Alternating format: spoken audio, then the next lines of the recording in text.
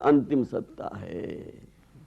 स्वतंत्र माने जिसके ऊपर किसी का अंकुश नहीं है, प्रेम का अंकुश है जीव पर भी और भगवान पर भी, लेकिन भगवान का कोई अंकुश प्रेम के ऊपर नहीं, इसलिए वो स्वतंत्र है। और अंतिम सत्ता, भाई हम लोग जो उपासना करेंगे वो सबसे बड़े की करेंगे ना। अंतिम सत्ता कौन है? कि अंतिम सत्ता जो है वो प्रेम है। और भगवान, भक्ति, भक्त, इस प्रेम के विभिन्न रूप। सारे दृश्य अदृश्य जगत में, दृश्य माने जो हम देख रहे हैं, और अदृश्य माने जो नहीं दिखाई पड़ रहा, इस प्रेम की तो कीड़ा हो रही है। चाहे पति पत्नी में हो, चाहे पिता पुत्र में हो, चाहे भाई भाई में हो, चाहे मित्र मित्र में हो, ये जो कीड़ाएं हो रही, किसकी कीड़ा है? कि प्रेम की कीड़ा है।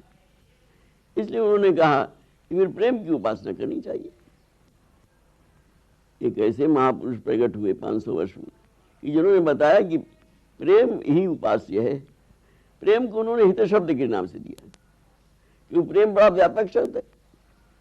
प्रेम और हित के अर्थ एक ही होते हैं, लेकिन हित माने वो प्रेम जिसमें दूसरे की भलाई हो, जिसमें दूसरे की भलाई हो, इसलिए उन्होंने उसको हित का कहा। और जितने उनके 84 जी के पद हैं, 84 पद हैं, सब में सबसे पहले अपने इष्ट की आराधना करते हैं।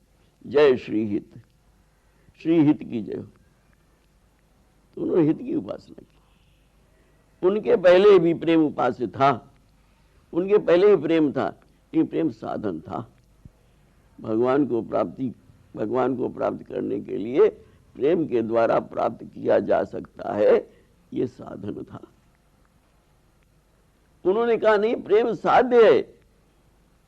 प्रेम के द्वारा प्रेम को प्राप्त करो। अगर प्रेम को प्राप्त कर लिया तो जीवन सफल हो जाएगा। और प्रेम अगर नहीं प्राप्त किया तो भाई ठाकुर जी आएंगे, आके चले जाएंगे। तो हरिवंश महाप्रभु की उपासना सहज उपासना है। 2 प्रकार की उपासना है, एक साधन उपासना, एक सहज उपासना। सहज उसे कहते हैं इसमें कुछ नहीं करना पड़े, इसमें कोई एफर्ट नहीं है, इसमें कोई प्रयास नहीं है, वो है सहज। तो सहज उपासना क्यों है? क्योंकि हम लोगों का अनुभव है, जहां हमारा प्रेम है उसके लिए कोई जप करना पड़ता है। आपका अपने बच्चों से प्रेम है, दिन भर आप बच्चों का नाम लेके बुलाते हैं, किस माला लेते, कितनी माला फेरते हैं? कोई माला नहीं फेरते। जब आप कीर्तन करेंगे, कीर्तन माने बच्चे के गुण बतावेंगे, हमारा बच्चा ऐसा है, इतना इंटेलिजेंट है, इतना पढ़ा लिखा है, ऐसी हमारी आज्ञा मानता है। उस समय आपके चेहरे पर जो एक चमक आएगी, जो एक रौनक आएगी, वो भगवान के कीर्तन में नहीं आती।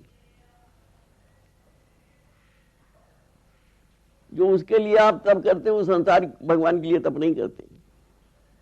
ध्यान, एक ध्यान तो आप आंख बंद करके करते हैं, और एक ध्यान आपको 24 घंटे रहता है। किसका? अपने घर का, अपने घर वालों का। इनके लिए ना आपको आंख बंद करनी पड़ती, ना कमरा बंद करना पड़ता, कुछ नहीं करना पड़ता। तो प्रश्न, ये मन जो है चंचल है जरूर, क्योंकि भगवान अर्जुन ने भगवान से ही कहा कि मनम ही कृष्णम, हे कृष्ण ये मन बहुत चंचल है। वायु ऋव सुदुष्करम, जैसे हवा को कोई कंट्रोल नहीं कर सकता, वैसे मन को नहीं कंट्रोल कर सकता। भगवान ने कहा असंशय महाभाव, तेरी बात जो है बिल्कुल, उसमें कोई शक शुबा नहीं है, संदेह नहीं है। मनो दुर्निग्रहम, मन का निग्रह करना बहुत कठिन है। फिर कहले अभ्यासेन तु कौन्ते वैराग्येन च गृह्यते। अभ्यास और वैराग्य 2 साधन बताए गीता, लेकिन हित महाप्रभु ने एक ही साधन बताया। उन्होंने कहा यदि तुम्हारा प्रेम हो जाए कहीं, तो अपने आप मन वश में हो जाएगा। अगर प्रेम हो गया तो मन अपने आप वश में हो जाएगा, वश में करना नहीं पड़ेगा, और वश में हो जाता है। भाई हम सबको अनुभव है, जब हमारी नया ब्याह हुआ था, उस समय 24 घंटे पति को पत्नी के हाव भाव याद आते थे, और पत्नी को पति के हाव भाव याद आते थे। क्यों? चाहे दुकान में बैठा है, चाहे कहीं भी बैठा है, क्यों याद आते हैं? यही तो प्रेम है ना। और प्रेम क्या है? जहां प्रेम हो गया, ममत्व हो गया, वहां कोई जरूरी नहीं है कि हमको साधन के लिए आसन लगाना पड़े, नहाना पड़े, धोना पड़े। सेवक जी महाराज यही कहा, ये जो हित महाप्रभु ने रस दिया, जो प्रेम दिया, यह रस में विधि नहीं निषेध। यहाँ कोई विधि निषेध का झगड़ा नहीं। विधि निषेध क्या होते हैं? वेदों में हर वर्ण के कर्म वर्णित है। ब्राह्मण को ये करना चाहिए, ये नहीं करना चाहिए, क्षत्रिय को ये करना चाहिए, ये नहीं करना चाहिए, वैश्य को ये करना चाहिए, ये नहीं करना चाहिए, शूद्र को ये करना चाहिए, नहीं करना चाहिए, ब्रह्मचारी को ये करना चाहिए, नहीं करना चाहिए, गृहस्थ को ये करना चाहिए, नहीं करना चाहिए, और वानप्रस्थ को ये करना चाहिए, नहीं करना चाहिए, सन्यासी को करना चाहिए, नहीं करना चाहिए। लेकिन कहले प्रेम में कोई विधि निषेध नहीं। कहा न लगन ग्रहण के वेद। कहले प्रेम में न कोई लगन होती न ग्रहण होती। अरे प्रेम करने के लिए कोई लगन भी चढ़वाता है? शादी ब्याह के लिए भी चढ़वाओगे, और कोई फंक्शन होगा उसके विचार। प्रेम के लिए किस पंडित के पास गए कि हमको लगन विचार दो कि आज हम प्रेम करें कि न करें? उसके लिए कोई लगन होती नहीं। कहा कुदिन दिन कछु नहीं। प्रेम करने वाला ये सोचता कि सोमवार करें कि मंगल करें कि बुध करें कि बृहस्पति करें,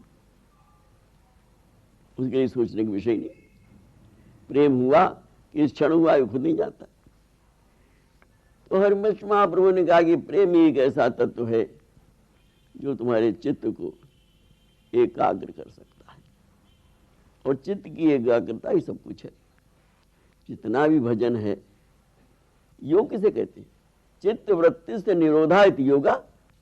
आपकी चित्त की वृत्ति का निरोध हो जाए वो योग है। तो रसिकों से पूछा कि आप प्रेम किसे कहते हैं? तो बोले प्रेम की छटा विविध विधि आही, और समुझ लई जिन जैसी चाही। तमाम प्रेम की छटाएं, सब जगह प्रेम की छटा है। जितनी भी आप देख रहे हैं संसार में, ये रौनक ये काहे की है, ये हंसी खुशी काहे की है? ये प्रेम की है। अगर संसार में एक तत्व माइनस कर दिया जाए प्रेम, तो संसार का प्रलय हो जाएगा, फिर किसी को किसी कोई मतलब ही नहीं रह जाएगी। तो बोले प्रेम की छटा विविध विधि आई, समझ ले जिन जैसी चाही। आप किसे प्रेम कहते हैं? अद्भुत सरस प्रेम निज सोई, और चित्त चलन की जही गति खो। हम तो कहले प्रेम उसे कहते हैं जो चित्त के चलने की गति को खो दे। बात खत्म हो गई। भाई चित्त के चलने की गति खत्म हो जाएगी तो ये मन ही तो सारा झगड़ा है ना। मन ही मनुष्य नाम कारणम बंध मोक्षो। मन से ही बंधन है, मन से ही मोक्ष है। और मन की गति रुक गई तो फिर आराम ही आराम। तो प्रेमी की मन की गति जो है वो रुक जाती है। कहाँ रुक जाती है? अपने प्रिय में। सर्वत्र उसको अपना प्रिय प्रिय दिखाई पड़ता है।